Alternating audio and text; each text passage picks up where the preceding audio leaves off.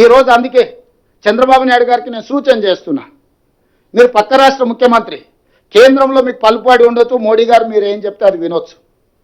అంత మాత్రాన మీ ప్రాజెక్టులకు అన్ని అనుమతులు వస్తాయని మీరు అనుకుంటే అది భ్రమ. అట్లాంటి వాటికి అవకాశం లేదు. తెలంగాణ రాష్ట్ర ప్రజలకు ప్రయోజనాలు కాపాడుకోవడానికి అవసరమైన ప్రణాళిక వ్యూహరచన స్పష్టంగా ఉన్నది. మేము ఈరోజు వివిధ రాజ్యాంగబద్ధమైన సంస్థలకు మేము ఫిర్యాదులు చేస్తున్నాము. రాజ్యాంగబద్ధమైన సంస్థలు మా హక్కులను కాపాడడానికి, మా హక్కులను మాకు అందించడానికి ముందుకు వస్తే సరే, లేకపోతే న్యాయస్థానానికి వెళ్తాం. అక్కడ కూడా జరగకపోతే ప్రజల దగ్గర పోతాము. అంతిమ నిర్ణేతలు ప్రజల దగ్గర కూడా వెళ్తాము. ఈరోజు నేను వారికి రెండో సూచన చేస్తున్నా. ఈరోజు 3000 టీఎంసీల మిగులు జలాలు గోదావరిలో ఉన్నాయి అని మీరు నమ్మితే, చంద్రశేఖరరావు చెప్పిండని కాదు, చంద్రబాబు నాయుడు గారు నమ్మినప్పుడు గోదావరి బేసిన్ మీద తెలంగాణకు 968 టీఎంసీల నీటి కేటాయింపులు ఉన్నాయి. 518 టీఎంసీలు ఆంధ్రప్రదేశ్కు ఉంటే 968 టీఎంసీలు తెలంగాణకు అలొకేషన్ ఉన్నది ఉమ్మడి రాష్ట్రంలోనే. మా 968 టీఎంసీల వరకు తెలంగాణ ప్రాజెక్టులకు బ్లాంకెట్గా మీరు ఎన్ఓసి ఇవ్వండి. మా తెలంగాణ ప్రాజెక్టులకు 968 టీఎంసీలకు వాడుకోవడానికి సంపూర్ణమైన అనుమతులు వచ్చిన తర్వాత మేము ఆ ప్రాజెక్టులు కట్టుకున్నాక ఇంకా నీళ్లు కిందికి పోతే అది వరద.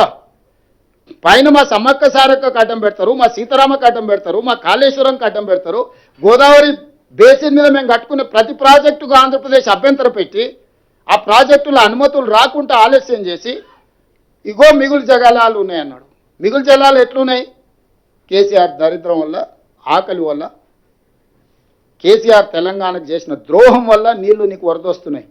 ఏందయా ద్రోహం? మేడిగడ్డ కూలిపోయింది, సుందీలు అక్కడికి రాలే. ఇక అన్నారం గురించి నేను చెప్పాల్సిన పని లేదు. అవే చక్కగా ఉంటే ఆ నీళ్లు మేము ఎత్తిపోసుకుని ఉంటే నీకు వస్తుండేనో రాకుంటుండేనో లెక్క తెలుస్తుండే. ఇవాళ వాళ్ళ ధనదాహం వల్ల, వాళ్ళ దోపిడీ వల్ల మేడిగడ్డ కుప్ప కూలింది. ఏమవుతుందా, ఓ పిల్లర్ గుంగిపోతే ఏమవుతుంది, ప్రాజెక్ట్ అంత ఉంది కదా అంటాడు. హరీష్ రావు గారు, నీ గుండెకాయ ఊడవిక్తే నీకు తెలుస్తా. మొత్తం బాడెంత 6 అడుగులు ఉన్నావు, గుండెవి తీసి పక్కకు పెట్టు, నువ్వు ఉంటావో లేదో చూద్దాం. ప్రాణహిత చేవల గోదావరి జలాల మీద మేడిగడ్డ అనేది గుండెకాయే. ఆ గుండెనే లేకున్న తర్వాత మిగతా బాడీ ఉందని చెప్పుకోవడానికి తప్ప సున్నా కూడా ప్రయోజనం లేదు. ఇవాళ అన్నిటికంటే కింది నుంచి లిఫ్ట్ చేయాల్సింది, అక్కడి నుంచి మేడిగడ్డ నుంచి నీళ్ళు ఎత్తి అన్నారంలో పోయాలి. అన్నారంలో పోసిన నీళ్లు సుందిళ్ళలో పోయాలి. సుందిళ్ళలో పోసిన నీళ్లు మిడిమానేరు, అక్కడి నుంచి శ్రీపాద ఎల్లంపల్లి, అక్కడి నుంచి ఎస్ఆర్ఎస్పి, అక్కడి నుంచి మిగతా ప్రాంతాలకు నీటిని తరలించాలి. అసలు కానీ పిసల్ అయిపోయింది అని అంటే, అసలు పిసల్ గయా అంటారు ఉర్దూలో. అసలు పిసల్ గయా భాయ్, आपको समझ में नहीं आ रहा, जान पूछ के बोल रहे या बिना ऐसी बोल रहे. ఇట్లా మొత్తం ప్రాజెక్టునే కుప్పగూల్చి మీ ధనదాహానికి బలైపోయిన మేడిగడ్డ, అన్నారం, సుందీల పోవడం వల్ల ఈరోజు కిందికి వరద జలాలు పోతున్నాయి. 10 సంవత్సరాలు మీరు గోదావరి బేసిన్ మీద ప్రాజెక్టులు కట్టకపోవడం వల్ల ఈరోజు చంద్రబాబు నాయుడు గారు తరలించకపోతా అని ధైర్యంగా చెప్పగలుగుతున్నాడు.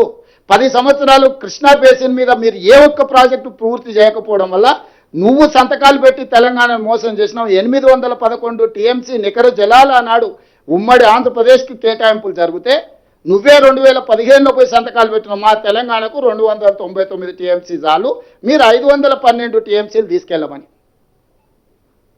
పోనీ అదే అనుకుందాం, ఆ 299 టీఎంసీలు అన్న 10 సంవత్సరాలలో ఎప్పుడైనా వాడినవా?